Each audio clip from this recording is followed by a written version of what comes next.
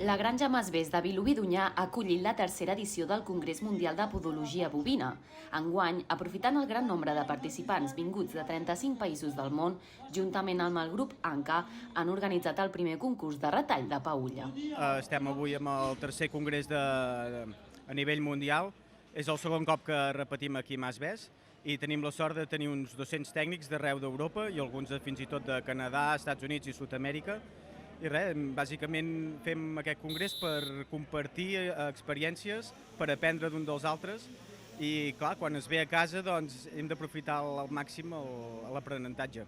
Ara estem fent el primer mundial de retall, som un total de 18 participants i res, aprofitem a veure qui és el que té la millor tècnica, rapidesa, agilitat amb el disco. També hem aprofitat tècniques d'anatomia de l'animal. Sempre va bé que hi ha tècnics molt bons, gent que estudia molt l'anatomia del peu i això ens permet entendre una mica el funcionament i el mecanisme d'aquest animal.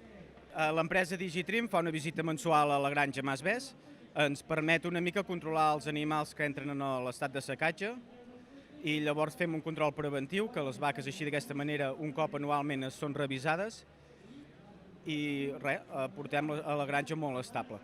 Amb aquest tipus de congressos, això també té molt debat, no? A veure quin és el millor moment de retall o de prevenció d'aquestes patologies. El tema dels congressos es fan anualment. Hi ha un congrés que es fa cada 2 anys, que és anual, que va voltant pel món. Doncs un any vam estar a Japó, vam estar a Canadà, vam estar als Estats Units, vam estar a Sud-amèrica. Aquest any vinent és a Itàlia.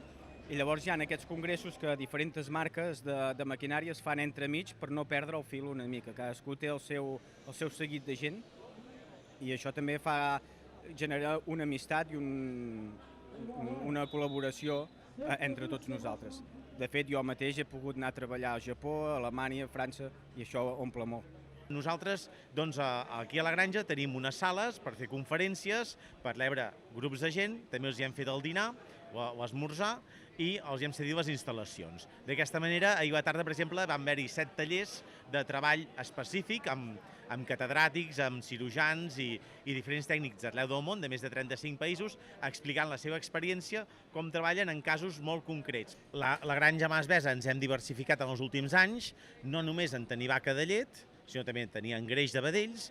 Hem fet també un obrador per fer productes lactis, fem visites guiades tant per famílies com per tècnics, com per enginyers i per escoles, i per donar a conèixer i divulgar el treball del camp, que cada cop està com més allunyat de la ciutat, de la població general, podem dir, no?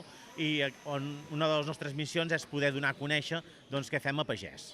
Esos dos actos que llevamos unos años ya haciéndolos, pues la verdad es que son súper interesantes porque además de adquirir más formación para hacer mejor nuestro trabajo diario, este tipo de eventos nos sirven mucho también como motivación a crecer como profesionales para mejorar nuestra profesión.